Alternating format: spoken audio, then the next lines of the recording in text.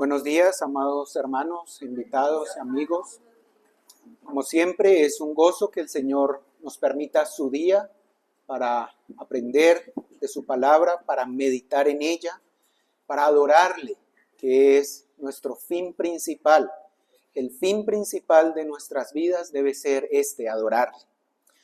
Quiero que me acompañen, hermanos y amigos, en la lectura en el libro de Lucas, en el Evangelio de Lucas, capítulo 11, vamos a estar leyendo los versos del 5 al 13.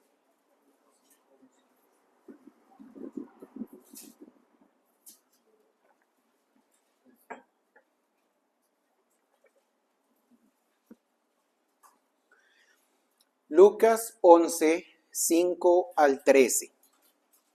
Dice así: Les dijo también: ¿Quién de vosotros que tenga un amigo va a él a medianoche y le dice: Amigo, préstame 3 panes porque un amigo mío ha venido a mí de viaje y no tengo que ponerle delante? Y aquel respondiendo desde adentro le dice: No me molestes, la puerta ya está cerrada y mis niños están conmigo en cama, ¿no puedo levantarme y dártelos?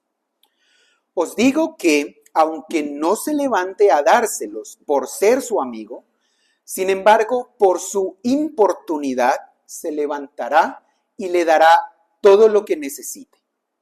Y yo os digo: pedid y se os dará, buscad y hallaréis, llamad y se os abrirá, porque todo aquel que pide, recibe, y el que busca, halla, y al que llama, se le abrirá. ¿Qué padre de vosotros, si su hijo le pide pan, le dará una piedra? ¿O si pescado, en lugar de pescado, le dará una serpiente? ¿O si le pide un huevo, le dará un escorpión? Pues si vosotros, siendo malos, sabéis dar buenas dádivas a vuestros hijos, ¿cuánto más vuestro Padre Celestial dará el Espíritu Santo a los que se lo pidan? Oremos. Padre eterno, agradecidos estamos, Señor, por tus bondades, por tu gracia para con nosotros, porque nos das tu palabra, Señor, porque nos animas, nos confrontas y también nos das consuelo, Señor, en ella. Rogamos también, Padre, que nos asistas en esta mañana por tu Espíritu. Reconocemos nuestras debilidades, la distracción de nuestra mente y lo fácil, Señor, que nuestros pensamientos se apartan de ti.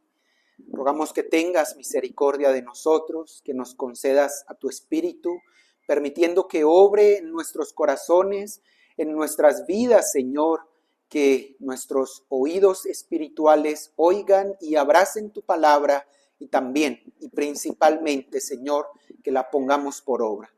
Bendice a tus hijos, Señor, en medio de nosotros. Bendice a cada oyente y también obra salvación, Señor, en medio de nosotros, Padre. Lo rogamos por tu Hijo Jesucristo. Amén. Bien, mis hermanos y amigos, como recuerdan esta sección que ya llevamos varios sermones, la hemos empezado desde el capítulo 11, es decir, desde el inicio del capítulo 11 de Lucas. Hemos visto cómo el Señor nos ha hablado acerca de la oración, pero todo esto ha comenzado por la petición de los discípulos. Claro, por el ejemplo del Señor que se encontraba orando, como lo vemos en Lucas 11:1, ¿cierto? El Señor estaba orando allí y entonces sus discípulos le dijeron: Señor, enséñanos a orar. Y el Señor les enseñó a orar. No solo les dio el ejemplo de su vida de oración y de su relación con el Padre en oración, sino que también, como el Señor ha permitido, vimos que Jesús les enseñó un marco, ¿cierto? Un modelo de oración que nos indica en general el contenido y el enfoque de nuestras oraciones.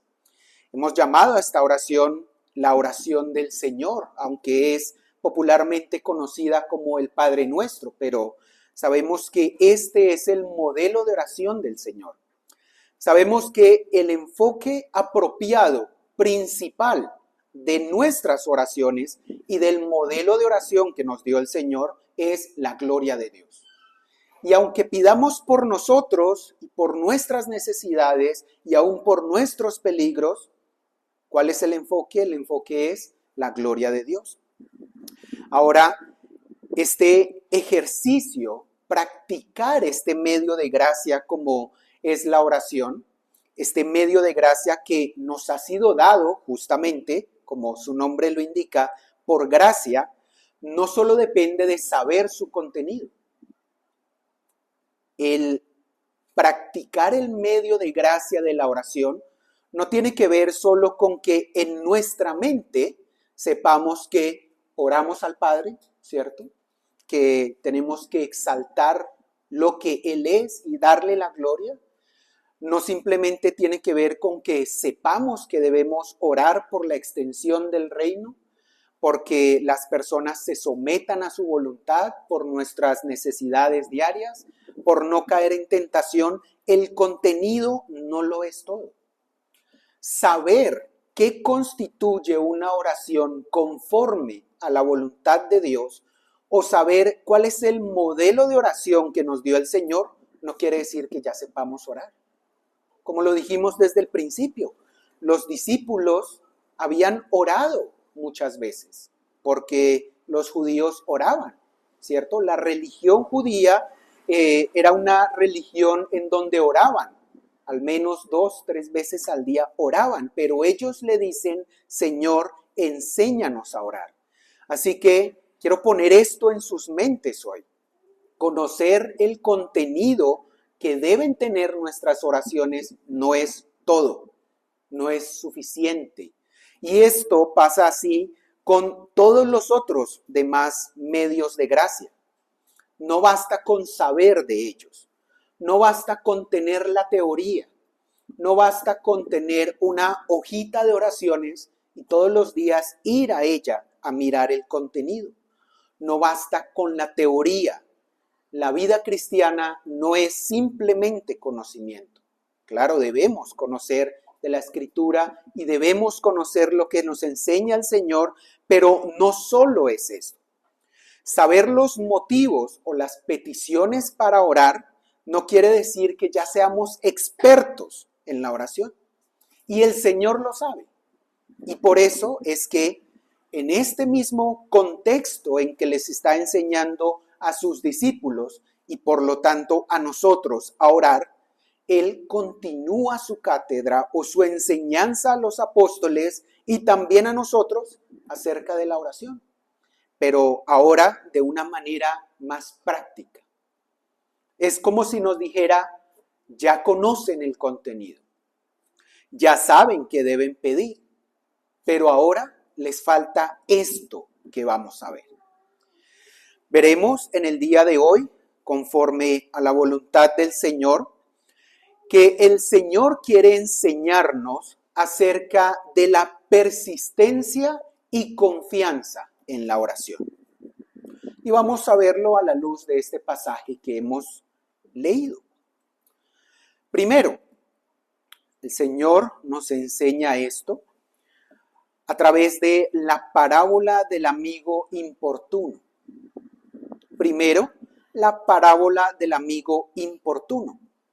Leámosla de nuevo. Versos 5 al 8 de Lucas 11.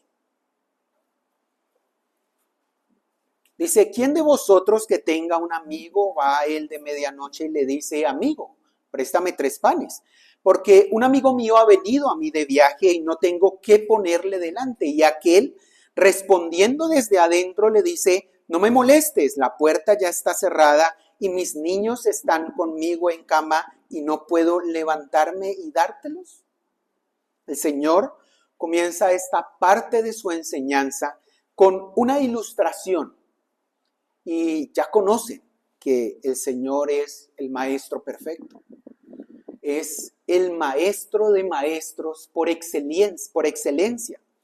Esta ilustración es una ilustración vívida, es una ilustración viva y que claramente ellos podían ponerse en los pies o podían imaginarse esta situación porque era algo del común de ellos. Es una ilustración a manera de pregunta retórica y digamos que es una pregunta un poco larga. De hecho, los comentaristas indican que la estructura realmente aquí del original es un poco compleja.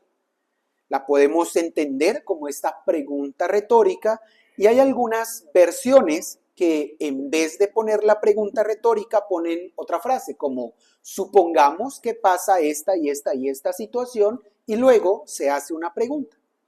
Pero en últimas es una ilustración. Nos trae una situación, un ejemplo del común a lo que ellos estaban familiarizados. De pronto no es tan familiar para nosotros, pero seguramente también podemos sacar provecho de esta ilustración. En esta ilustración se supone a un amigo que está en apuros y se encuentra en apuros porque otro amigo de él ha venido a su casa buscando de su hospitalidad, buscando comida y techo.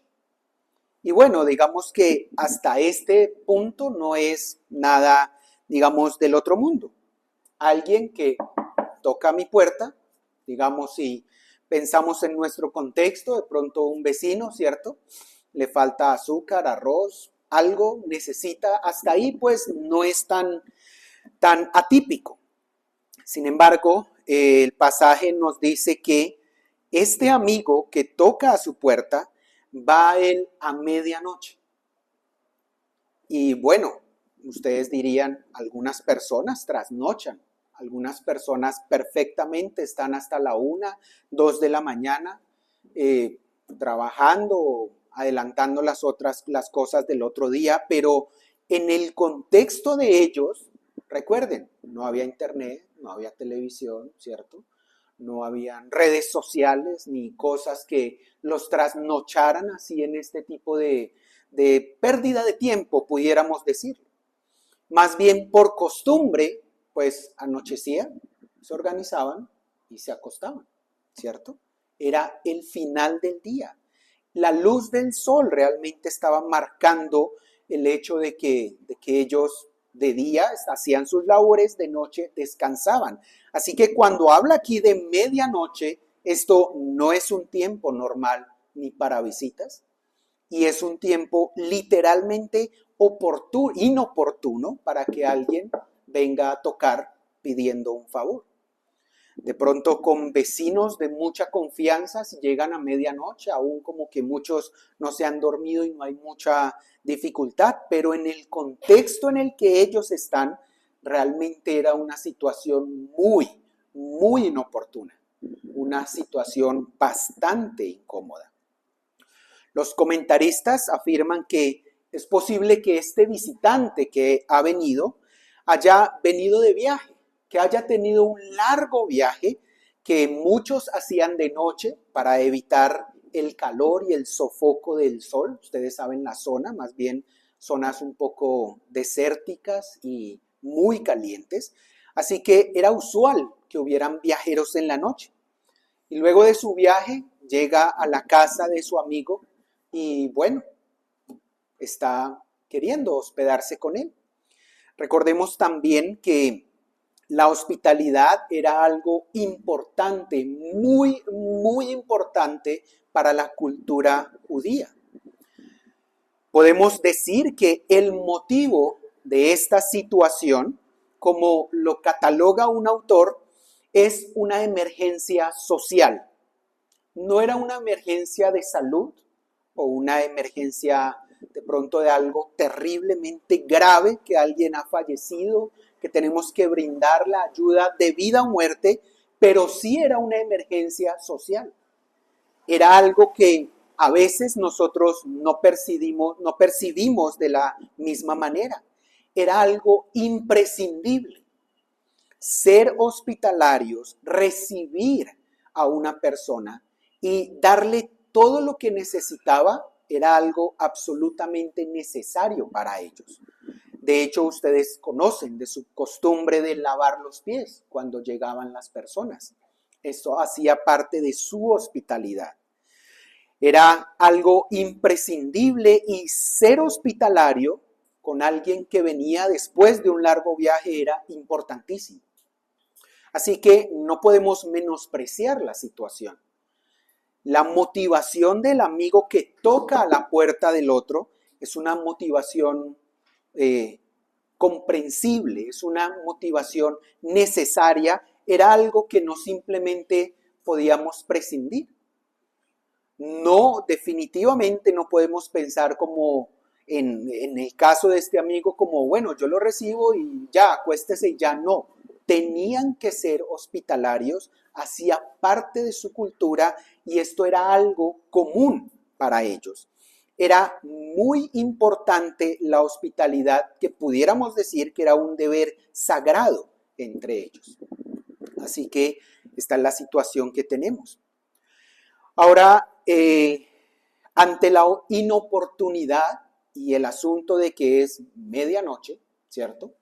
Podemos imaginar allí la respuesta que hipotéticamente el vecino habría dado desde adentro de su puerta, ¿cierto? O a veces tal vez la que pensaríamos que nosotros damos. No me molestes, la puerta ya está cerrada y mis niños están conmigo en cama. No puedo levantarme y dártelos. Poniéndonos nuevamente como en la situación y en el contexto de ellos, no podemos imaginar que esta era una casa como en nuestra época, ¿cierto? No era una casa así, podemos decir, con 2, 3 pisos, no podemos pensar que era de esta manera. Un autor afirma que las puertas estaban hechas como en una mezcla de madera y hierro, que eran pesadas, de tal manera que cuando se abrían podía ser lo suficientemente ruidoso como para despertarlos a todos. O sea, no era que silenciosamente pudiéramos abrir la puerta, nadie se daba cuenta, cada uno estaba en su habitación y no iban a ser despertados, no, era que además, dice este pastor, que por lo general lo que sucedía es que toda la familia dormía junta en una especie de tapete en el primer piso, por decirlo así. Esa era la costumbre del tiempo. Eso quiere decir que tocar a la puerta, abrir esta ruidosa puerta, ciertamente interrumpiría el descanso familiar. Podía interrumpir el sueño de todos. En últimas, la ilustración que nos está mostrando, que es una situación incómoda, es un momento inoportuno, es un momento en el que es fácil tener en el corazón, no me molestes, no me hagas levantar, ¿sí? O abrir la puerta o despertar a los míos por 3 panes, por algo, por una necesidad de estas. Ahora, el punto de la ilustración o el punto de la pregunta retórica, cuando la leemos, si lo notan, es difícil leerla completa, ¿no? Es una sola pregunta. ¿Quién de vosotros tenga un amigo? ¿Cuál es el punto de la pregunta retórica? El punto es, ¿a quién de vosotros que le sucede esto, el amigo le responde, no puedo levantarme y dártelos? El punto de la ilustración recae en que el amigo no responderá con estas palabras. O si lo hace, ¿sí? Inicialmente la pregunta retórica es, ¿se negará este amigo a ayudarlo? La pregunta retórica es esta. En esta situación es un momento inoportuno, es un momento incómodo. ¿Se negará el amigo a ayudarlo? Pues si se niega, ahí viene el Señor y nos da la enseñanza. Versículo 8. Sabemos que no se niega. Ahí está el punto de la ilustración y la pregunta retórica. ¿Se negará este amigo a ayudarlo? No, pero ¿por qué no se niega a ayudarlo? Verso 8. Os digo que aunque no se levante a dárselos por ser su amigo, sin embargo, por su importunidad, se levantará y le dará todo lo que necesite. Entonces, volvemos. ¿Se negará este amigo a ayudarlo? No, no se negará. Pero no se niega a ayudarlo, no accede a ayudarlo porque sea su amigo, porque sea su vecino, porque entiende la necesidad social en la que se encuentra, sino que no se niega, no por cercanía o por decencia a él, sino no se negará a causa de su importunidad. Y aquí tenemos que poner un poco el foco en esta palabra. Este es el punto clave aquí de la parábola. Aunque su amigo no se levante a darle lo que necesita por causa de su amistad, dice el Señor, sí lo hará a causa de su persistencia. La palabra que se traduce aquí como importunidad se refiere a persistencia. Este amigo ayudará al otro en medio de todo lo incómodo, de lo importuno de la situación, no porque sea su amigo, sino porque él persiste. Porque mientras más se tarde en responderle, él persistirá más y entonces pues será más molesto.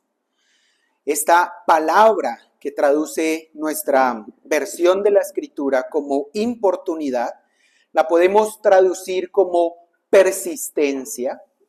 Incluso cuando uno analiza la estructura de la palabra literalmente significa sinvergüenza.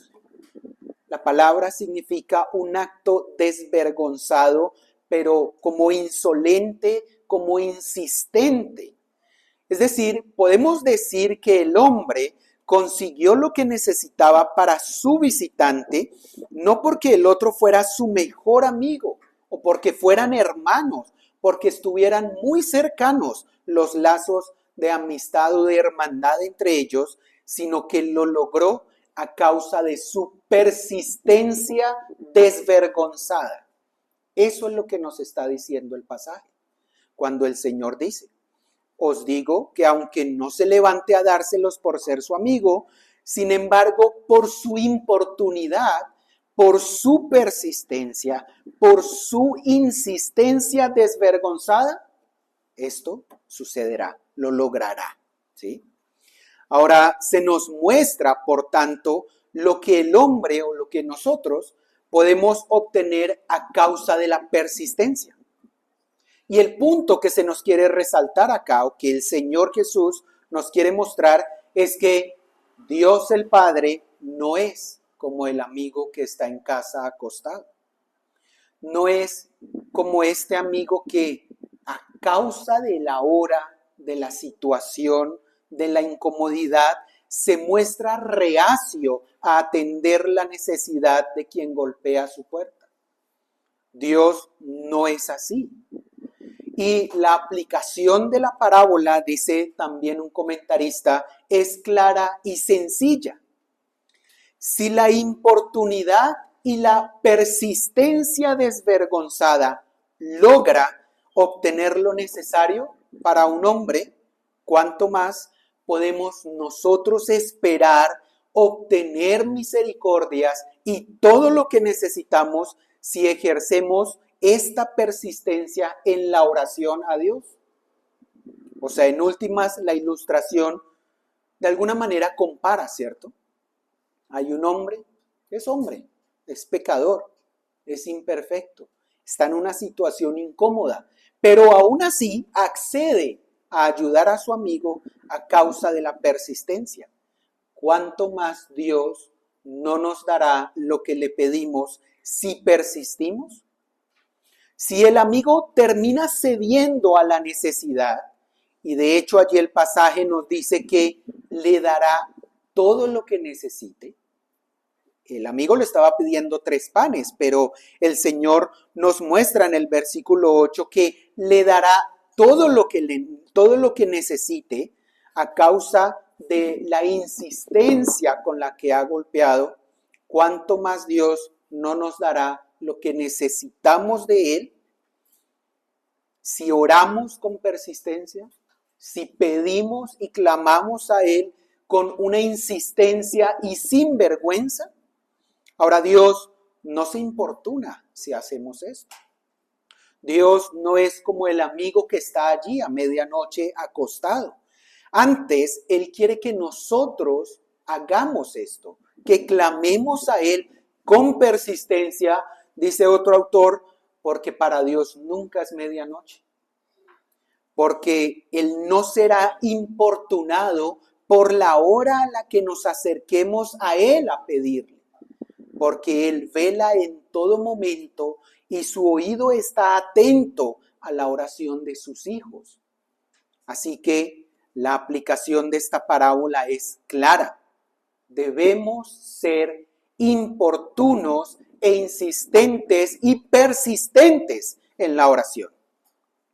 Un reformador dice, los creyentes no deben desanimarse si no obtienen inmediatamente sus deseos o si los encuentran difíciles de obtener en oración. Porque si entre los hombres la importunidad de pedir insistentemente, persuade lo que una persona no haría de buena gana, no tenemos razón para dudar de que Dios nos escuchará si perseveramos constantemente en la oración y si nuestros ánimos no decaen por la dificultad o por la demora. Debemos ser persistentes y debemos ser perseverantes en la oración.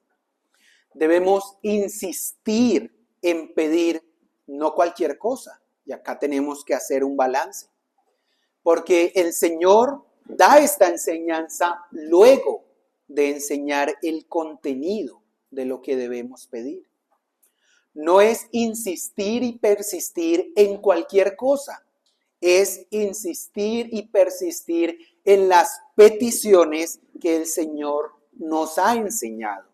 En estas peticiones que tienen como objetivo principal la gloria de Dios.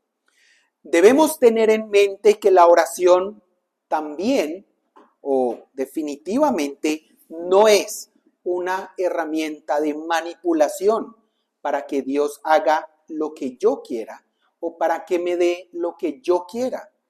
Desafortunadamente se ha visto así. Y desafortunadamente algunas personas lo piensan así. Si oran o cuando oran es solo para pedir lo que ellos quieren, para sus propios deseos y para sus propias necesidades egoístas. La oración es más bien una herramienta de dependencia y cercanía con Él, con el Padre. Veamos un ejemplo del Antiguo Testamento. Vamos a mirar Salmo capítulo 55.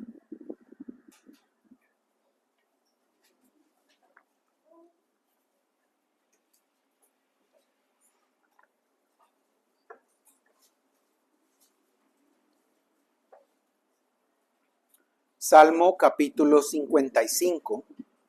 Vamos a leer primero verso 1 y 2. Dice, escucha, oh Dios, mi oración, y no te escondas de mi súplica. Está atento y respóndeme. Clamo en mi oración y me conmuevo. Aquí podemos decir que es el inicio de su oración, no la vamos a leer toda, pero vemos allí que él tiene un clamor, tiene algo que lo está aquejando, tiene una petición delante del Señor que se desarrolla en gran parte del Salmo. Y en medio de esta petición, miren verso 16 y 17. Algo está pasando a su alrededor. En cuanto a mí, a Dios clamaré y Jehová me salvará. Tarde y mañana y a mediodía oraré y clamaré, y Él oirá mi voz. El salmista sabe que no basta simplemente con orar, sino que él sabe que Dios está atento a responder su oración, pero que él debe clamar tarde, mañana, a mediodía, o que él debe hacerlo de forma persistente. Él clamará persistentemente. Dice también un pastor, es mucho más sencillo comenzar un hábito de oración que mantenerlo. De pronto tenemos una petición que es conforme a la Escritura, digamos por nuestra santificación, y empezamos a orar por ello. Y empezamos a pedir esto al Señor con cierto hábito, pero a causa de nuestra falta de persistencia, muchas veces lo dejamos. Muchas veces se nos olvida esta petición. Muchas veces no somos importunos ni persistentes en esto, pero lo que nos está mostrando el Señor acá es que debemos serlo. Ya conocemos que debemos pedir. Ahora debemos pedir por eso persistentemente. Si usted ora porque el Señor lo libre de la tentación y lo libre del malo, ahora hágalo persistentemente. Si usted ora porque todas las personas obedezcan al Padre, incluido usted, ore, actúe, pero también persista en ello. Si usted ora porque otro sea salvo, ore persistiendo desvergonzadamente ante el Padre por esto, porque según la ilustración, si alguien que está incómodo, en un momento incómodo y en una situación inoportuna, accede, mucho más nuestro Padre contestará nuestra oración. Así que debemos persistir, debemos ser persistentes en nuestra petición. Segundo, la promesa de Cristo.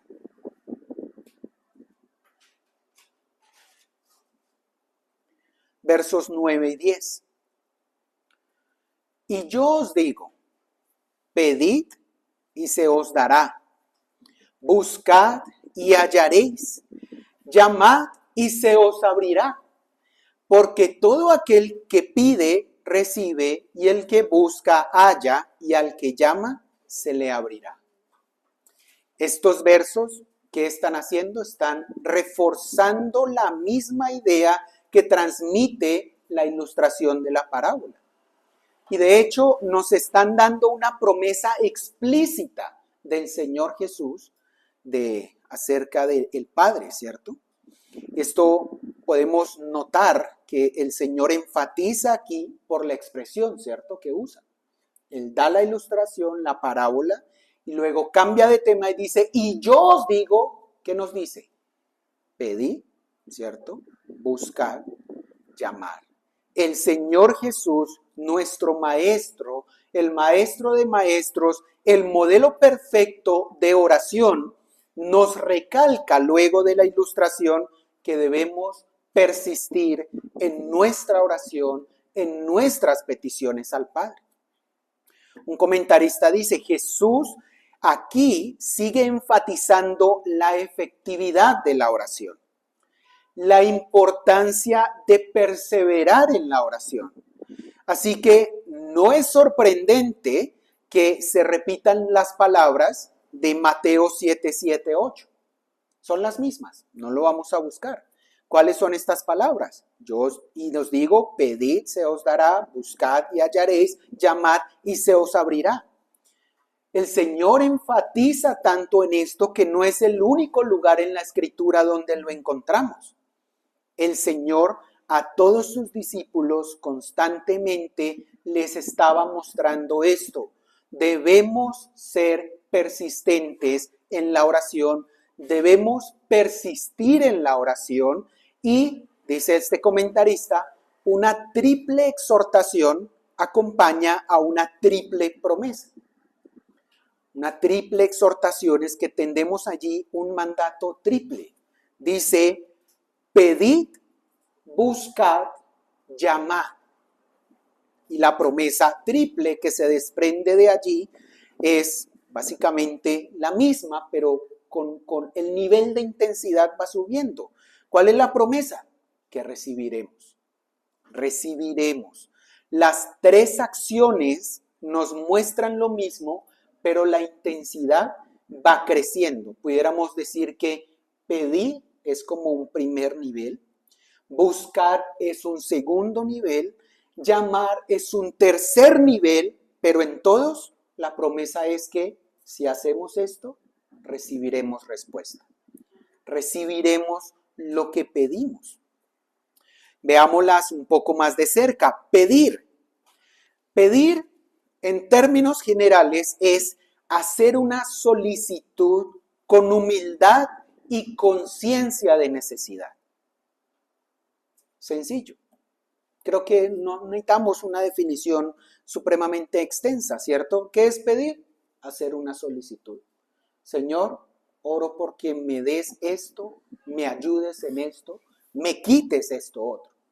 ¿Sí? Hacer una solicitud.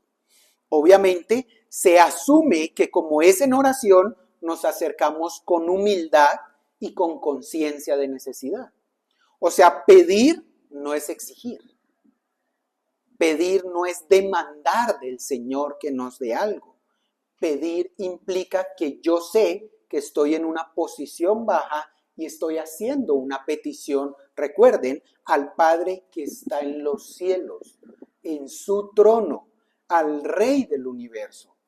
No soy yo el Rey exigiendo, ¿cierto?, a Dios que haga lo que yo quiero. Buscar, dice un comentarista, es pedir más actuar. O sea, no se queda en solo hacer la solicitud, sino que va un poco más allá. Es perseguir eso mismo que yo pido.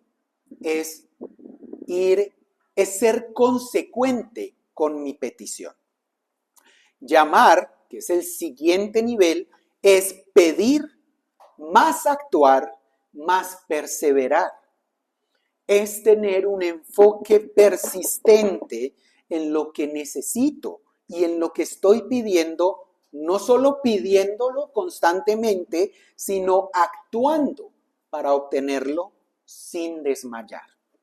Lo pudiéramos ilustrar de esta manera, para que lo pongamos en una situación. Pudiéramos decir que no es lo mismo orar a Dios pidiendo que me supla un trabajo y quedarme esperando a que me responda. Como, Señor, estoy pasando necesidad, necesito un trabajo, dame un trabajo, te lo suplico, y ya. Eso es pedir. ¿Sí? Noten que es una triple exhortación, no se quedó en una sola, va por niveles, tenemos que seguir, pero si simplemente me quedo esperando a que me responda, falta algo, ¿cierto? Es diferente esto a orar porque Dios me supla un trabajo y salir a buscarlo y esforzarme por ocuparme en algo. Y es diferente a orar todos los días durante un mes, 2 meses, 3 meses, porque Dios me supla el trabajo y todos estos días sin falta salir a llevar hojas de vida, a mirar en qué me ocupan, a mirar qué puedo hacer. Es diferente. ¿En qué labor puedo ocuparme? Un autor también resalta el hecho de que estas palabras se encuentran en un presente continuo en el original. Cuando las vemos allí, claro, son un mandato, ¿cierto? Pedid, buscad, llamad, pero en el tiempo en el que se encuentran escritas, es como si el Señor estuviera diciendo, seguid pidiendo, seguid buscando y seguid llamando. Es una acción que tiene que ser continua. Y por lo tanto, el Señor está enfatizando nuevamente que nuestra persistencia en la oración. Cada una de estas acciones viene acompañada de su promesa, que como dijimos, al final apuntan al mismo lugar. Recibiremos lo que pedimos en oración, pero el Señor nos está diciendo que debemos persistir en esto. Y es una promesa maravillosa de parte del Señor. Es una promesa grandiosa que debe motivarnos a orar más y más.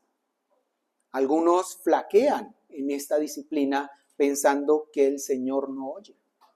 Pero pensar esto de Dios es más bien blasfemar a Dios. Dios oye la petición de sus hijos y es más, Dios ha puesto este medio, recuerden, para que dependamos de Él. Así que debemos crecer en persistencia y orar más y más, consistentemente, de forma perseverante. Esta promesa debe ser aquella que sirva como un combustible que avive el fuego y el fervor de nuestra persistencia en oración. Recuerden, el amigo necesitado persistía por una necesidad. Nosotros debemos persistir no solo por la necesidad, sino porque sabemos que nuestro Padre, por medio de la enseñanza del Señor Jesús, nos ha prometido que si persistimos pidiendo en oración de acuerdo al contenido que sabemos y de acuerdo a la voluntad de Dios, recibiremos. Y esto se recalca en varios pasajes, vamos a mirarlos. Juan 16, 23.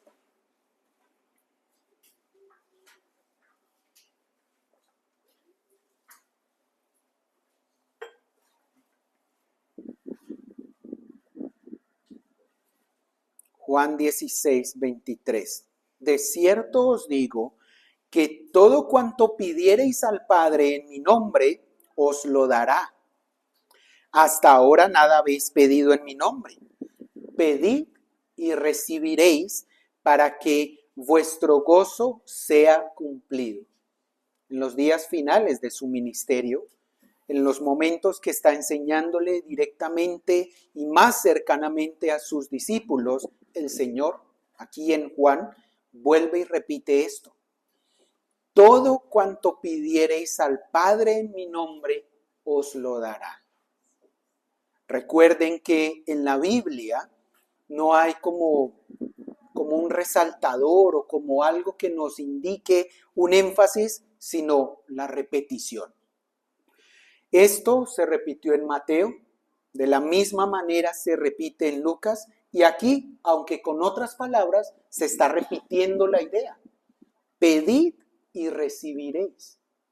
Es una promesa del Señor y es una promesa que debemos creer, abrazar y que debe motivar nuestra oración y la persistencia en nuestra oración. Si tenemos una vida débil de oración, puede ser más bien porque tenemos falta de fe, porque no estamos abrazando esta promesa, porque no tenemos una buena relación con Cristo o con el Padre claramente. Mateo 21, 22.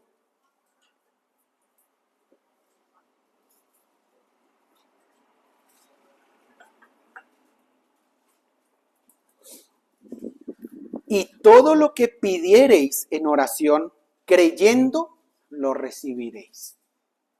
Repite lo mismo, pero añade algo, ¿cierto? Añade creyendo, que es lo que decíamos ahorita. ¿Debemos pedir en oración? Sí. ¿Debemos pedir las cosas que el Señor nos ha enseñado a pedir? Sí. ¿Lo hacemos? Algunos dirán sí, pero ¿lo hace usted creyendo? Tener fe en esta promesa es fundamental. Tener fe en las promesas de Cristo y en esta promesa que hace el Padre es también fundamental. Si tenemos una mala vida de oración o si sentimos que no recibimos lo que pedimos, puede que estemos fallando en esto, en que no estamos pidiendo con fe. Veamos otro, Juan 15, 7.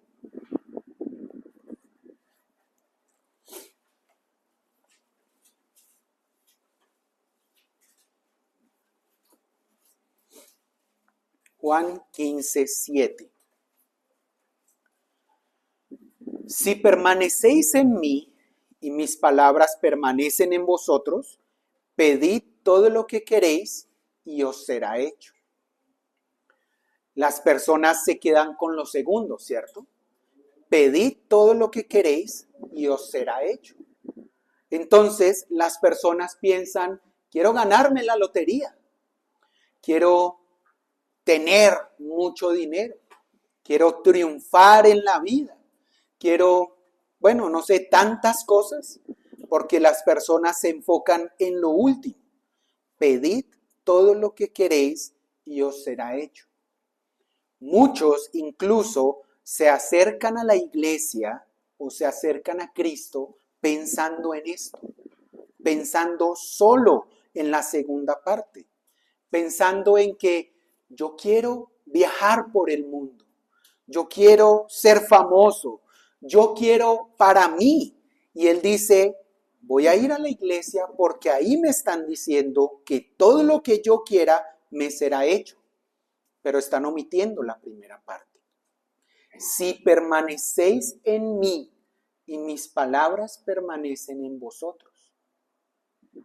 Hay una condición allí, ¿cierto? Sí, pida todo lo que quiere, pero si usted lo hace permaneciendo en Cristo, y si las palabras de Cristo permanecen en usted, usted no va a pedir para su propio mal, para aumentar su pecado o para alejarse de Cristo, porque note que las personas vienen a Cristo a pedirle a Cristo todo lo que los va a alejar de Cristo, ¿sí? Les piden plata para que ya se olviden de Él. Piden viajes para irse a un país en donde no hay ninguna iglesia donde congregarse o donde está tan corrompido que nadie habla de Cristo o que simplemente tiene otra religión. Hay países del Medio Oriente que están llenos de lujos y de plata, pero están apartados de Dios. Miren el orden que debemos tener allí. Debemos persistir, sí, y la promesa es que todo lo que pidamos recibiremos, pero acá se nos pone una condición a la que debemos prestarle atención. Es si permanecemos en Cristo. Así que si usted no es creyente y está siendo motivado a orar por esto, porque todo lo que usted pida recibirá de acuerdo a la promesa, tenga en mente que esto solo es así, esta promesa solo aplica si permanece en Cristo. Mire la palabra, si permanece, si habita en Cristo. No si lo ha oído por ahí de vez en cuando, sino es si usted ha venido a Cristo, se ha humillado a Cristo y usted habita en Cristo y permanece en Cristo, porque Él es nuestro mayor bien. Y porque si habitamos en Él y estamos en Él, y como dice acá, sus palabras permanecen en nosotros, lo que pidamos va a ser conforme a su voluntad. Lo que pidamos va a ser para que nuestra relación y nuestra obediencia a Cristo crezca. ¿Y cómo no nos va a dar el Padre esto? Si esto es lo que Él quiere. Ahora muchos están también cargados porque piden y piden y piden y no reciben. Y Santiago nos dice, Santiago 4:3, pedís y no recibís porque pedís mal, para gastar en vuestros deleites. Y es algo acá similar a lo que nos decía en Juan, ¿cierto? Aquí hay una condición de pedir y recibir. Pedir y recibir está condicionado a pedir estando en Cristo y estando en las palabras de Cristo, pidiendo en su voluntad y de acuerdo a lo que Él nos enseñó en su oración. Pero si pedimos y no recibimos, es porque estamos pidiendo mal para gastar en nuestros deleites. Pero si usted analiza sus oraciones y dicen, no, yo no estoy pidiendo para gastar en mis deleites, entonces no se desanime y persista, porque recuerde la exhortación: pedir, buscar, llamar. Ese llamar no es como llamar al teléfono, ¿cierto? Ese llamar es como golpear a la puerta. Ese llamar es cuando usted está llamando para que le abra.